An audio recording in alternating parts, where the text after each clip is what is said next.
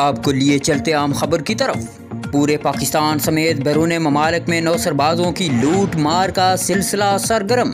जीतो पाकिस्तान और Benazir income support programmes के नाम पर सादा लो अफराद को फ़ोन कॉल और टेक्स्ट मैसेज करके लाखों की इनामात के सब्ज़ बाग दिखाकर और जासा देकर लूटने लगे। ये गैंग मुख्तलिफ सिमों से कॉल और मैसेज करके अवाम को लूटने में नंबर 1 है। अवाम की हुकूमत पाकिस्तान इमरान खान और वज़ीर आला उस्मान बुज़दार से पुरजोर अपील फौरी नोटिस लेने का मुतालबा किया ताकि सादा लो अवाम इनकी नौसरबाजी से बच सके। ऐसे मुतहर्रिक गैंग को ट्रेस करके कैफरे किरदार तक पहुँचाया जाए।